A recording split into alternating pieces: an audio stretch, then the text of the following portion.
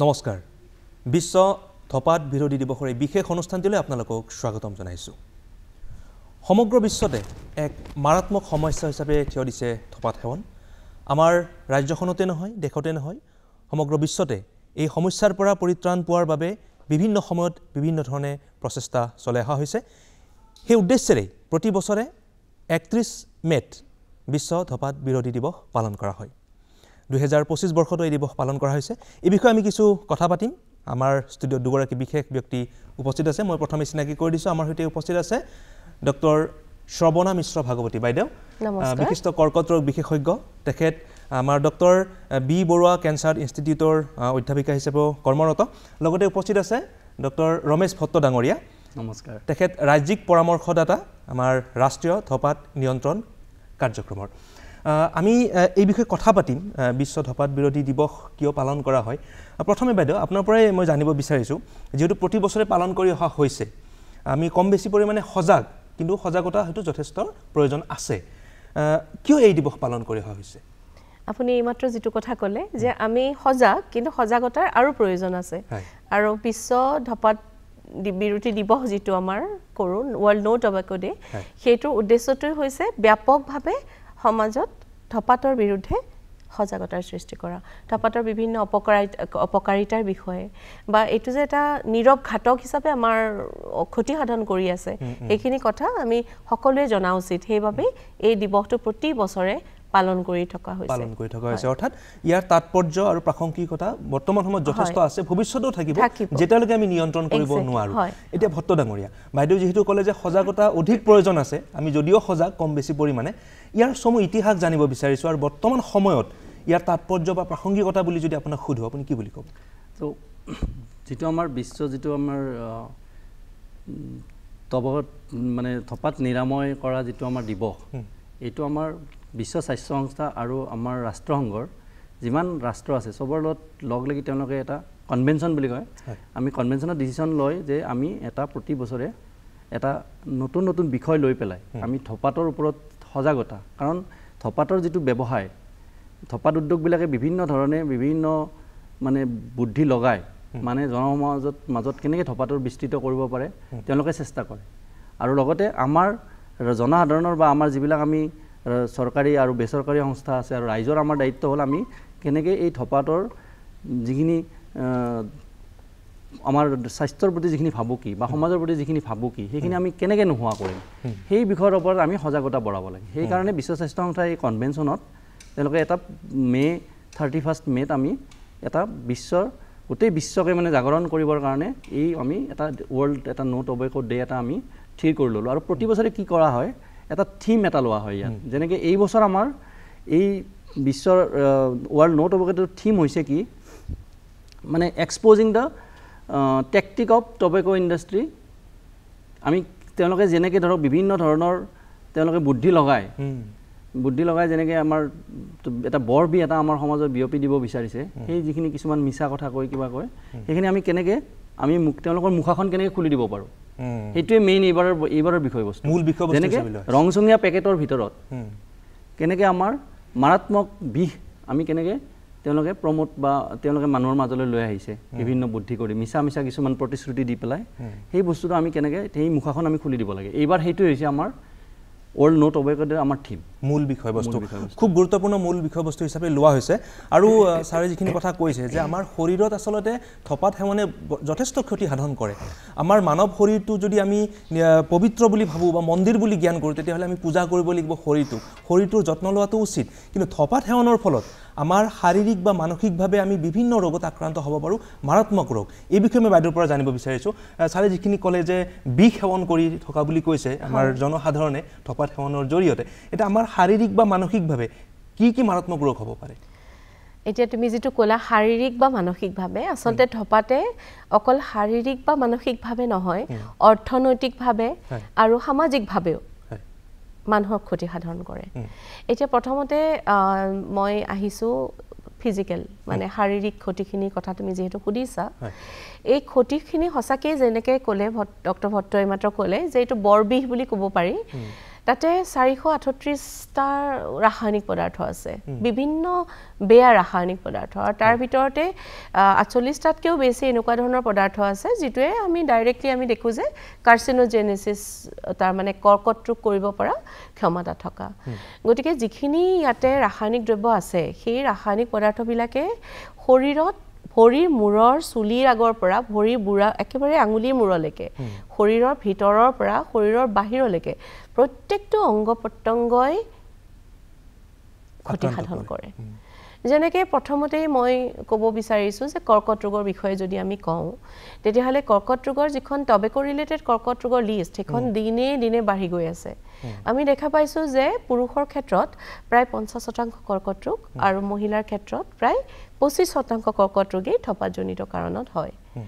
তাৰ পিছত যেনেকৈ ফৰ এক্সাম্পল যেনেকৈ মুখগহ্বৰৰ কৰ্কট ৰোগ হাওঁফাওঁৰ কৰ্কট ৰোগ ইছ'ফেজিয়েল ষ্টমাকৰ তেনেকৈ বৃক্কৰ বা মানে যিটো আমি কিডনি বুলি কওঁ যেনেকৈ মূত্ৰাশয়ৰ এইবিলাক গোটেইখিনি কৰ্কট ৰোগৰ বহু ধৰণে কৰ্কট ৰোগৰ সৃষ্টি কৰিব পাৰে তাৰ উপৰি আৰু কি হ'ব পাৰে বাৰু সেইটো প্ৰশ্নটো আমাৰ আহিব মনত নহয় জানো কৰ্কট ৰোগৰ উপৰিও হৃদযন্ত্ৰৰ লগত জড়িত যিবিলাক ৰোগ উচ্চ ৰক্তচাপ বা হৃদপিণ্ডৰ যিবিলাক বেমাৰ আজিকালি আমি দেখিছোঁৱে কাৰ্ডিঅ'ভাস্কুলাৰ ডিজিজত এই বোলে হাৰ্ট ফেইল হৈ পেলাই মানুহ এজন ঢুকালে গতিকে সেই হাৰ্ট ফেইল হৈ মানুহ এজন ঢুকুৱাটো সেইটো ধৰা তোমাৰ সেনেকুৱা ধৰণৰ মানে ধপাতৰে এটা কুপ্ৰভাৱ বুলি আমি ক'ব লাগিব ঠিক তেনেকৈ লাং মানে হাওঁফাওঁৰ জনিত যিবিলাক ৰোগ আছে যেনেকৈ হাওঁফাওঁৰ কৰ্কট ৰোগৰ উপৰিও হাওঁফাওঁৰ কাৰোবাৰ যদি এজমা আছে সেই এজমাটো বেছি হৈ যাব মানুহজনৰ যিজনে ধপাত সেৱন কৰে বা এজন মানুহৰ যদি ইতিমধ্যে তেওঁ টিবিত আক্ৰান্ত হৈ আছে তেওঁ যদি ধপাত সেৱন কৰি আছে স্মোক কৰি আছে বা কিবা কৰি আছে তেতিয়াহ'লে তেওঁ সেই যিটো টিবি বেমাৰ সেইটো বেছি বাঢ়ি যাব আৰু লগতে তেওঁৰ মৃত্যুৰ হাৰটো বহুত বাঢ়ি যাব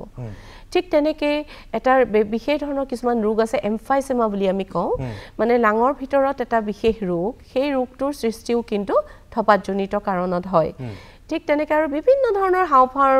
এলাৰ্জিবিলাক প্ৰেচিপিটেট কৰিব খুব ফ্ৰিকুৱেণ্ট তেওঁৰ ইনফেকশ্যন হ'ব মানুহজনৰ গতিকে তেনেকৈ তেওঁ বিভিন্ন ধৰণৰ হাওঁফাওঁজনিত হৃদপিণ্ডজনিত ৰোগত আক্ৰান্ত হ'ব পাৰে আনকি মানুহজনৰ এনেকুৱা হ'ব পাৰে যে তেওঁৰ উচ্চ ৰক্তচাপৰ কাৰণে তেওঁৰ হয়তো পক্ষাঘাতৰ পিছলৈ যদি তেওঁৰ মানে মগজুৰ ভিতৰত ৰক্তক্ষৰণ হয় তেওঁ গৈ পক্ষাঘাত ৰোগতো আক্ৰান্ত হ'ব পাৰে তাৰ উপৰি বিভিন্ন ধৰণৰ প্ৰজনন ক্ষমতা হ্ৰাস পোৱা ইত্যাদিও আমি কৰ্কট মানে ধপাতৰ লগত আমি জড়িত হৈ থকা দেখা পাইছোঁ অৰ্থাৎ আপোনাৰ কথাৰ পৰা আমি এইখিনি কথাই গম পালোঁ যে ধপাত সেৱনৰ ফলত শাৰীৰিক মানসিক বিভিন্ন মাৰাত্মক ৰোগ হ'ব পাৰে গতিকে এই ক্ষেত্ৰত আমি সজাগ হ'ব লাগিব নিয়ন্ত্ৰণ কৰাটো উচিত আৰু আমি নিজেই ধপাত সেৱনৰ পৰা আঁতৰি থকাটোৱে আমাৰ কাৰণে হয়তো মংগলজনক হ'ব নহয় এতিয়া ভট্ট ডাঙৰীয়া যিহেতু বাইদেৱে ক'লে যে আমাৰ ইয়াৰ ফলত যথেষ্ট সমস্যাৰ সন্মুখীন হৈছে অসমত বিশ্ব ধপাত বিৰোধী দিৱসৰ প্ৰভাৱ কিমান বুলি আপুনি ভাবে মই বাইদেউৰ কথাখিনিৰ লগত আঁত ধৰি পেলাই অলপমান যোগ কৰি দিব বিচাৰিছোঁ ৰিগাৰ্ডিং মানে আমাৰ কি ধৰণৰ শাৰীৰিক অসুবিধা আহিব পাৰে যদি আমি ধপাতৰ দীঘলীয়া আমি যদি ব্যৱহাৰ কৰোঁ প্ৰথম কথা হ'ল আমাৰ মূৰৰ চুলিৰ পৰা ভৰিৰ নখলৈ আমাৰ এনেকুৱা কোনো অংগ নাই যিটো নেকি আমাৰ তাৰ কাৰণে ইম্পেক্টেড বা মানে আক্ৰান্ত নহ'ব বিভিন্ন আমাৰ ছালৰ বেমাৰ হওক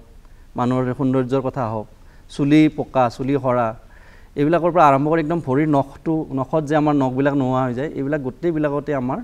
টবেকৰ 1 নম্বৰ মানে ধপাতৰ মানে পাৰিপাৰ্শ্বিকতা আছে তাৰ উপৰিও আপুনি যদি চাই বহুত মানুহে কি বেছি দিন ধপাত ইউজ কৰা মানুহবিলাকৰ ইভেন তেওঁলোকে ৰাতি যে আমি টোপনি যাওঁ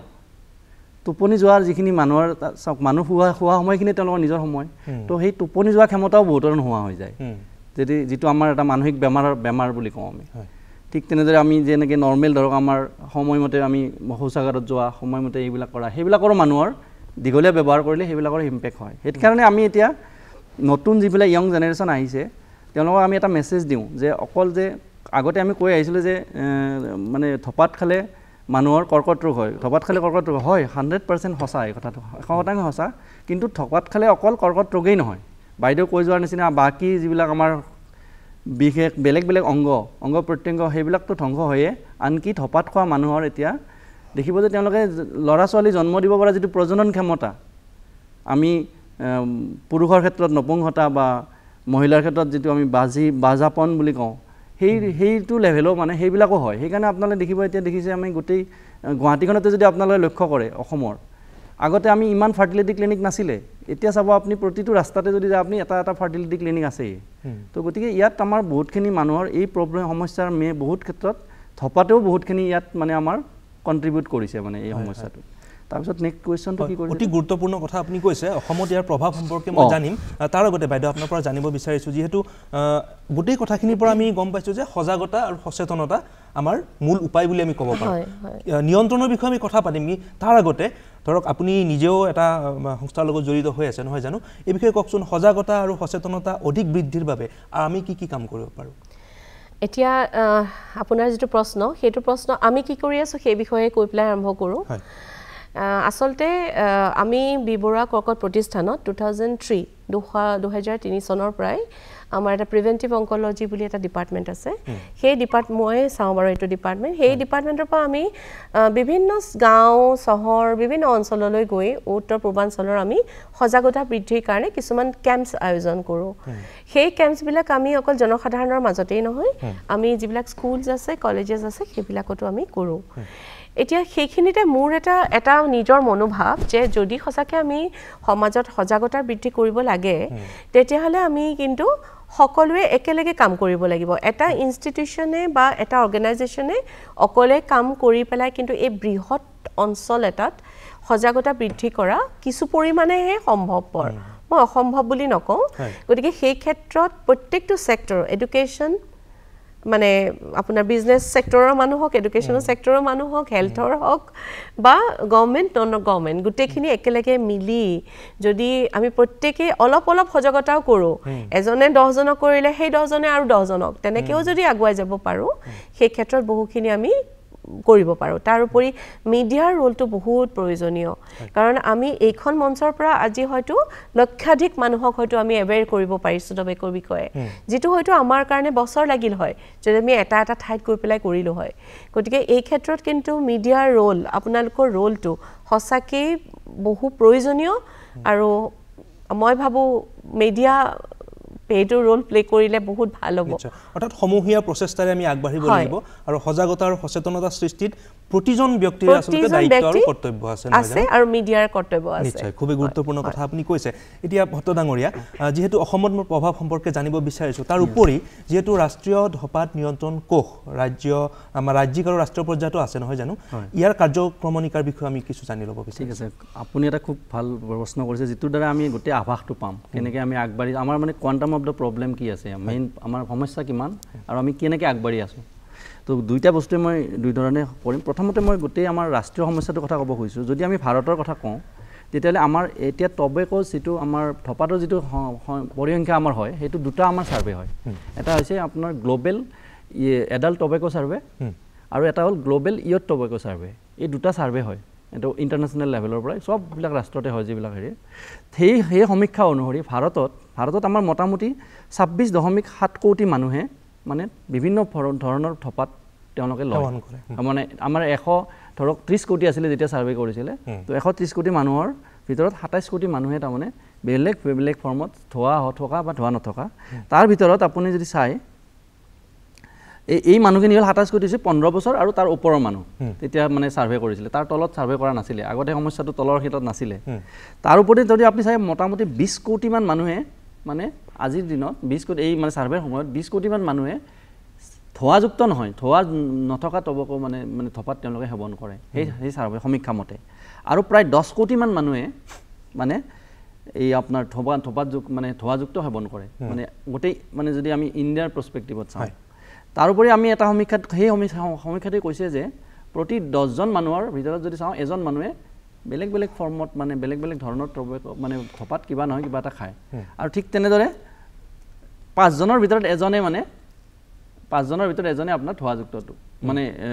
চৰি মোৰ অলপমান ভুল হৈ গ'ল 10জনৰ ভিতৰত এজনে মানে ধোঁৱাযুক্তটো খায় আৰু 5জনৰ ভিতৰত এজনে যিকোনো ফৰ্মত খায় তাৰমানে আপুনি চাওক যদি আমি 5জন আমি যদি ইয়াত আজি 6জন মানুহ আছে তাৰমানে ধৰিব যে ইয়াত এজনতকৈ বেছি মানুহে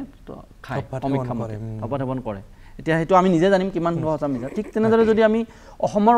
পৰিৱেশ মানে সমীক্ষা মতে চাওঁ অসমত আমাৰ টোটেল মানে মুঠ মানুহৰ ভিতৰত আমি 48% মানুহে অসমত মানে ধঁপাত খায় যদি 48% মানুহ এতিয়া যদি আপুনি ৱৰ্ল্ডৰ মানে গোটেই মানে ভাৰতবৰ্ষৰ কথা তুলনাত আমাৰ অসমৰ সমস্যাটো আৰু বেছি জটিল আৰু তাতকৈ আৰু কেইটামান মই কথা আছে ইম্পৰ্টেণ্ট বস্তু তাৰ ভিতৰত আমাৰ 13.3% মানে 13.3 মানে শতাংশ মানুহে মানে মহিলাই মানে খায় আৰু 41.7% আমাৰ পুৰুষে মানে খায় এইখিনিৰ ভিতৰত আৰু সবতকৈ মানে ইম্পৰ্টেণ্ট হৈছে কি 13 বছৰৰ পৰা 15 বছৰৰ ভিতৰত যিখিনি আমাৰ অসমৰ বা আমাৰ হেৰি আছে তেওঁলোকে 12% তেনেকুৱা মানুহেও মানে ধঁপাত সেৱন কৰে গতিকে এইটো হৈছে আমাৰ অসমৰ গোটেই সমস্যা আৰু যদি গোটেই অসমত আমাৰ সমীক্ষা মতে প্ৰতি বছৰত 36,000 মানুহ মৃত্যুমুখত পৰে ধঁপাত সেৱনৰ ফলত বুলি আমি ডাইৰেক্টলি ক'ব নোৱাৰোঁ কিন্তু কিবা নহয় কিবা ধৰণে তাৰমানে তেওঁ ধঁপাত সেৱনৰ লগত তেওঁৰ মৃত্যুটোতো তাৰমানে জড়িত হৈ থাকে গতিকে ইমানখিনি মানুহ আমাৰ মৰে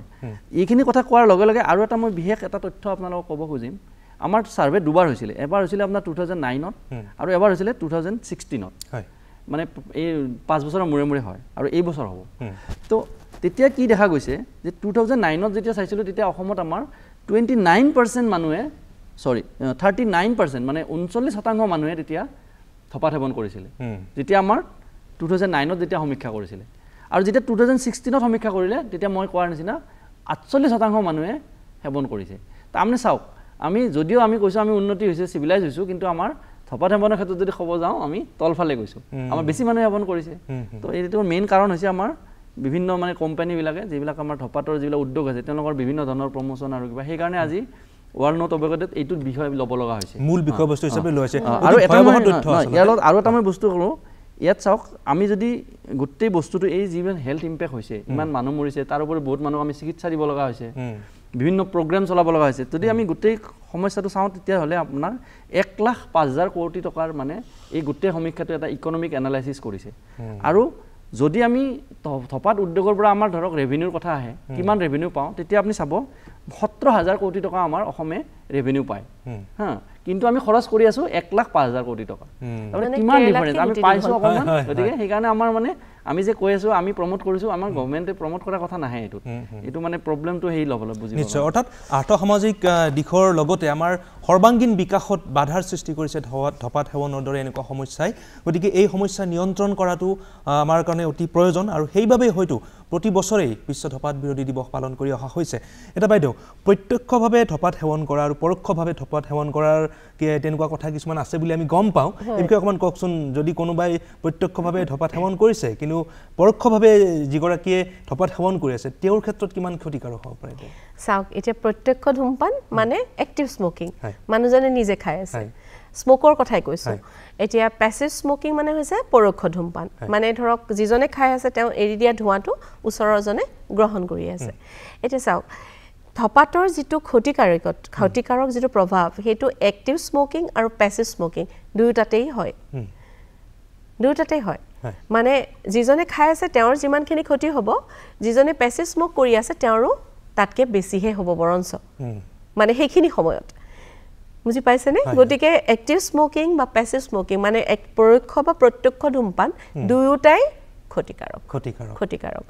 আৰু সেইটো ক্ষেত্ৰত যদি ৰিপিটেড এক্সপ'জাৰ হয় ছাপ'জ ধৰক এগৰাকী মহিলা গৰ্ভৱতী মই এটা চিনেৰিঅ' এটা দিছোঁ এগৰাকী মহিলা গৰ্ভৱতী তেওঁ নিজে স্মক নকৰে কিন্তু তেওঁৰ স্বামীয়ে স্মক কৰে সদায় তেওঁ সেই স্মক কৰা স্বামীজনৰ পৰা তেওঁ পৰোক্ষভাৱে ধূমপান গ্ৰহণ কৰি আছে কাৰণ তেওঁ এৰি দিয়া ধোঁৱাটো তেওঁ খাই আছে লাভৰ মূৰত সেই মানুহগৰাকীৰ নিজৰ স্বাস্থ্যৰ অৱনতিৰ লগতে তেওঁৰ গৰ্ভত যিগৰাকী সন্তান পালন হৈ আছে সেই সন্তানজনৰ ওপৰতো প্ৰভাৱ পৰিব সন্তান আগতেই প্ৰসৱ হৈ যাব পাৰে গৰ্ভত মৃত্যু হ'ব পাৰে মৃত্যু হোৱাৰ পিছত এবনৰ্মেল হৈ পেলাই জন্ম হ'ব পাৰে বা কম ওজন লৈ জন্ম হ'ব পাৰে হাওঁফাওঁৰ ৰোগ লৈ জন্ম হ'ব পাৰে পিছলৈ গৈ সেই সন্তানটিৰ কৰ্কট ৰোগ হোৱাৰ সম্ভাৱনাও বেছি গতিকে আপুনি নিজেই চাওক এতিয়া যে পৰোক্ষ ধূমপান বেছি ক্ষতিকাৰক নে প্ৰত্যক্ষ ধূমপান দুয়োবাৰেই সমানে ক্ষতিকাৰক বৰঞ্চ কাৰো অধিকাৰ নাই যে মোৰ নিজৰ মানে অভ্যাসটোৰ কাৰণে বেলেগ এজন মানুহক মই বিপদৰ মুখলৈ ঠেলি দিম গতিকে মোৰ মতেতো পৰোক্ষ ধূমপান বহু বেছি ক্ষতিকাৰক এই সমাজৰ প্ৰতিও আৰু আমাৰ স্বাস্থ্যৰ কাৰণে অতি গুৰুত্বপূৰ্ণ কথা আপুনি কৈছে এই ক্ষেত্ৰত আচলতে আমি সজাগ হ'ব লাগিব যদি ওচৰত কোনোবাই ধূম্ৰপান কৰি আছে বা ধপাত সেৱন কৰি আছে আমি আঁতৰি যাব লাগিব আমি সজাগ হ'ব লাগিব আৰু ধূমপান কৰা মানুহজনে নকৰাই ভাল আৰু যোনে জানে তেওঁৰ সেইটো মৰেল দায়িত্ব যে তেওঁ বেলেগ এজন মানুহক ক্ষতি কৰিব নোৱাৰে সেইবাবে আমাৰ লজ এণ্ড প্ৰভিজনছ আছে সেইটো হয়তো ভট্টই ক'ব মই আপোনাৰ পৰা সেই কথাখিনি জানিব বিচাৰিছোঁ এতিয়া ধপাত নিয়ন্ত্ৰণৰ যি ব্যৱস্থা আৰু যিখিনি আইনী ব্যৱস্থা আছে এই বিষয়ে অকণমান কওকচোন মই গোটেই প্ৰব্লেমটোৰ ওপৰত আমি অলপমান অলৰেডি হৈ গ'লোঁ এতিয়া মই বিচাৰিছোঁ আমাৰ যিটো ৰাষ্ট্ৰীয় ধপাত নিয়ন্ত্ৰণ কাৰ্যক্ৰম এই ৰাষ্ট্ৰীয় ধপাত নিয়ন্ত্ৰণ কাৰ্যক্ৰমটো আমাৰ ভাৰত চৰকাৰৰ এটা মানে অনুষ্ঠান সেইটো আমাৰ চব ৰাজ্যতে ইয়াৰ মানে ৰাজ্যিক কাৰ্যক্ৰমৰ অফিচ মানে হেৰি আছে চেল বুলি কওঁ আমি আৰু ঠিক তেনেদৰে আমাৰ প্ৰতিখন জিলাতো ইয়াৰ আমাৰ বিষয়ববীয়া মানে একোটা চেল আছে মানে ইয়াত আমি মেইন উদ্দেশ্য হৈছে যে ধপাতৰ ওপৰত মানুহৰ সজাগতা বৃদ্ধি কৰা তাৰপিছত ধপাতৰ যিবিলাক প্ৰডাকশ্যন বা তেওঁলোকৰ যিখিনি ব্যৱসায়টো যিমান পাৰি অলপমান কমোৱা ৰোধ কৰিব পৰা তাৰ ওপৰত হৈছে কি যিটো ধপাতৰ মানে ওপৰত যিখন আমাৰ ভাৰত চৰকাৰৰ আৰু অসম চৰকাৰৰ যিখন আমাৰ আইন আছে সেই আইনখনক আমি কটপা 2003 বুলি কওঁ কটপা 2003 খনৰ যিবিলাক ছেকশ্যনছ আছে সেই ছেকশ্যনছবিলাক ইমপ্লিমেণ্ট কৰা তাৰোপৰি ৰাইজে যিবিলাক মানুহে ধপাত খাইছে তেওঁলোকৰ শৰীৰৰ অৱস্থা হৈছে বা মানুহে বুজিছে বিভিন্ন অনুষ্ঠানৰ থ্ৰুৰে আমাৰ এৱাৰনেছ হওক বা বেলেগৰ হওক তেওঁলোকে যেতিয়া ধপাতটো এৰিব বিচাৰিব কাৰণ ধপাতটো এটা যেতিয়া মানে মানুহে বেছি দিন ব্যৱহাৰ কৰিব তেতিয়া তেওঁ পটককৈ এৰি দিম বুলি দিব নোৱাৰে তাৰ কাৰণে আমাৰ এটা চিৰিজ অফ আমাৰ এটা হেৰি লাগে সেইটো কাৰণে আমাৰ দুটা আমাৰ কাম আছে এটা হ'ল আমাৰ প্ৰতিখন জিলাতে আৰু প্ৰতিখন হস্পিটেলতে চৰকাৰী যিবিলাক চিকিৎসা মহাবিদ্যালয় আছে আৰু ডিষ্ট্ৰিক্ট হস্পিটেলবিলাক আছে তাত আমাৰ এটা টবেকো চিজেশ্যন চেণ্টাৰ বুলি একোটা আমাৰ অনুষ্ঠান আছে য'ত নেকি আমাৰ সাইকোলজিষ্ট ছ'চিয়েল ৱৰ্কাৰ এনেকুৱা ধৰণৰ মানুহ থাকে ট্ৰেইনড মেনপাৱাৰ থাকে তেওঁলোকে আমাৰ যোন মানুহক বেমাৰ হৈছে টবেকো খায় বা এনেই কোনোবা মানুহে টবেকো খাই আছে তাক কাউন্সেলিং কৰে আৰু তেওঁক এৰাবৰ কাৰণে তেওঁক চেষ্টা কৰায় আৰু কিছুমান মানুহ আছে নিজেও এৰিব খোজে গতিকে তেওঁ পৰামৰ্শ ল'ব যায় তেওঁলোককো তাত পৰামৰ্শ দিয়ে ঠিক তেনেদৰে আৰু এটা আমাৰ অনুষ্ঠান আছে টবেকো কুইট লাইন বুলি যিটো নেকি কিছুমান ক্ষেত্ৰত কি হয় মানুহে ডাইৰেক্ট ধৰক ডিষ্ট্ৰিক্ট হস্পিটেলত বা মেডিকেল কলেজত যাব অসুবিধা হয় আৰু কিছুমানে এটা বয়সৰ বা ল'ৰা বা ছোৱালী বা নিজৰ বয়সৰ কাৰণে বা কেতিয়াবা মানুহে অলপমান দ্বিধাবোধো কৰে যাবৰ কাৰণে তো এই গোটেইবিলাক কথা চাই পেলাই আমাৰ এটা চেণ্টাৰ আছে গোটেই ভাৰতত 4টা এনেকুৱা চেণ্টাৰ আছে আৰু আমি খুব সৌভাগ্যৱান যে আমাৰ গুৱাহাটী কৰ্কট মহাবিদ্যালয়টো মানে বি বৰুৱা কেঞ্চাৰ ইনষ্টিটিউটৰ আমাৰ এটা অনুষ্ঠান আছে টবেকো কুইট লাইন চেণ্টাৰ বুলি কয় সেইটো মানে মানুহে ফোন কৰিব পাৰে এই ফোন নম্বৰৰ দ্বাৰা কৰিব আৰু এইটো বিষয়ে মই ভাবোঁ বাইদেউ নিজে চলাই আছে তেখেতে ইনচাৰ্জ এইটোৰ গতিকে বাইদেউ এই বিষয়ে অলপমান বাইদেউৰ পৰা সেইখিনি জানিব তাৰ আগতে সেই আইনী যিটো ব্যৱস্থা আছে এই বিষয়ে অকণমান এতিয়া কটপা 2003 আইনী ব্যৱস্থা আছে তাত ছেকশ্যনছবিলাক এনেকুৱা চাওক ধপাতটো আমাৰ এটা যেনেকৈ ধৰক চিগাৰেট হওক তাৰপিছত আপোনাৰ চাদা হওক বা এইবিলাক আন কিছুমান যিবিলাক আমাৰ সামগ্ৰী আছে এইবিলাক আমাৰ লিগেল প্ৰডাক্ট বুলি কওঁ আমি যিটো মানে বজাৰত আমি বিক্ৰী কৰিব পাৰোঁ ব্ৰেণ্ড আছে এইটো বেছি কৰিব পাৰোঁ সেইটো লিগেল মানে প্ৰডাক্ট কিন্তু আমি সেই বস্তুটো একেদিনে বন্ধ কৰা নাই কিন্তু আমাৰ চৰকাৰে কিছুমান নিয়ম নীতি ধাৰণ কৰি দিছে আইনৰ সেই ছেকশ্যনছ কেইটামান আছে যেনেকৈ মই ধৰক কটপাত আপোনাৰ ছেকশ্যন 4 এটা আছে সেইটোত কি যে ৰাজহুৱা অনুষ্ঠানত ৰাজহুৱা জেগাত পাব্লিক প্লেচত আমি তো মানে ধপাত আমি ব্যৱহাৰ কৰিব নোৱাৰোঁ যদি আমি ধপাত ব্যৱহাৰ কৰোঁ তেতিয়াহ'লে সেই আইনী প্ৰভিজনত মানে তাত মানে ব্যৱস্থা আছে তেওঁ ফাইন কৰিব পাৰে বা তেওঁ জেললৈ যাব পাৰে যদি প্ৰথমবাৰ কৰে অলপমান ফাইনটো কম হ'ব বা জেলত কম যাব কিন্তু ছেকেণ্ড টাইম যদি একে মানে দোষটোৱে মানুহজনে কৰে দুবাৰ তেতিয়া তেওঁৰ মানে ফাইনটো বাঢ়ি যাব আৰু তেওঁৰ জেলৰ সমস্যাটো বাঢ়ি যাব ঠিক তেনেদৰে ছেকশ্যন 5 বুলি এটা আছে যিটো নেকি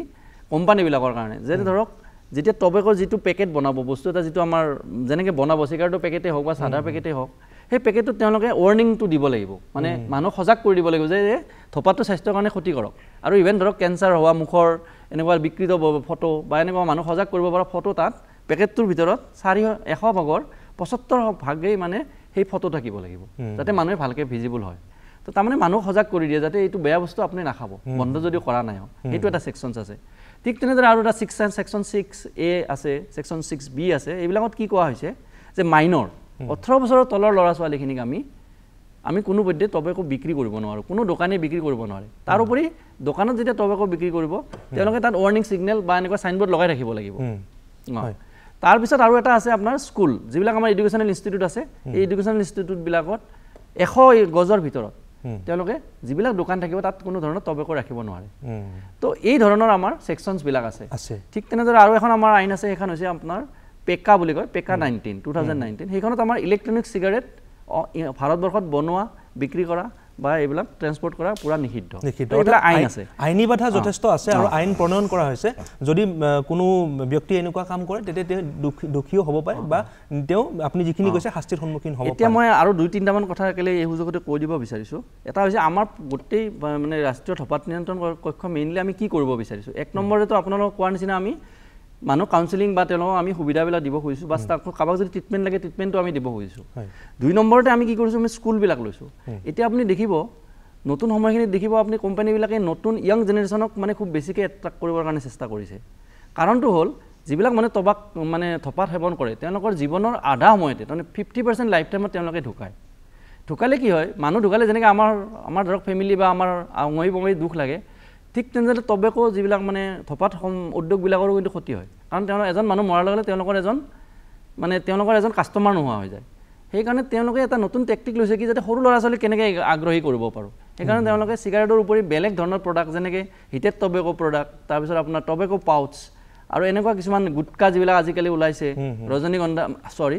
এইবিলাক কি কয় এইবিলাক আমাৰ পাণ মছলা এইবিলাকৰ লগত তাৰমানে বেছিকৈ মানে সৰু ল'ৰা ছোৱালী যদি ইউজ কৰিব পাৰে সেইকাৰণে তেওঁলোক আগ্ৰহী কৰি তুলিছে অৰ্থাৎ ইয়াৰ পৰা আমি পৰিত্ৰাণ পাব লাগিব সজাগতা আৰু সচেতনতা যিটো কৈছে এতিয়া বাইদেউ আমাৰ সময় যিটো কমি আহিছে শেষত আপুনি কি ক'ব বিচাৰিব আমাৰ দৰ্শকক যিহেতু আপুনি এটা সেৱাৰ লগতো জড়িত হৈ আছে ছাৰে কৈছিলে কওকচোন শেষত মই এটা আপোনালোকক প্ৰাৰ্থনা কৰিব বিচাৰিছোঁ গোটেই সমাজৰ গ'লে যে চুজ লাইফ নট টবেকো আৰু যদি কোনোবাই ব্যৱহাৰ কৰি আছে তেতিয়াহ'লে আমাৰ TCC-বিলাকতো আছেই ডিষ্ট্ৰিক্টত আৰু তাৰ উপৰিও এটা টোল ফ্ৰী নাম্বাৰ মই আপোনালোকক আজি ক'ম যিটো টবেকো নেশ্যনেল টবেকো কুইট লাইন ছাৰ্ভিচেছ আমাৰ BBCI-টো আছে মই চাই আছোঁ এইটো বাৰু এতিয়া সেই নাম্বাৰটো আপোনালোকে কাইণ্ডলি নোট ডাউন কৰি লওক যাতে আপোনালোকে টোল ফ্ৰী নাম্বাৰত কল কৰিব পাৰে মংগলবাৰৰ পৰা কৰিব দেওবাৰলৈকে ৰাতিপুৱা 8টাৰ পৰা ৰাতি 8টালৈকে আমাৰ 22জন কাউন্সিলৰ অনাবৰ্তি থাকে আপোনালোকক গাইড কৰি লৈ যাব ফলো আপ কলছ কৰিব হেল্প কৰি দিব এই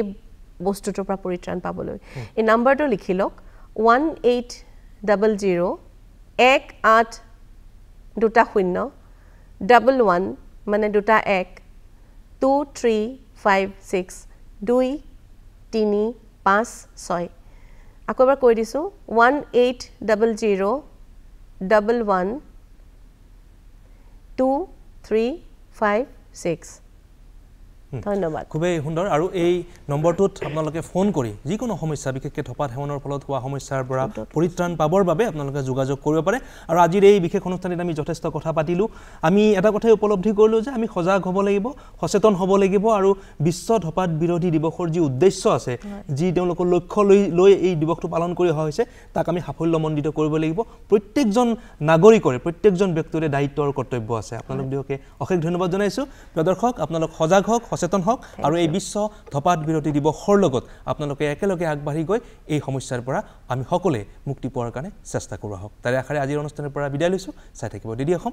নমস্কাৰ নমস্কাৰ নমস্কাৰ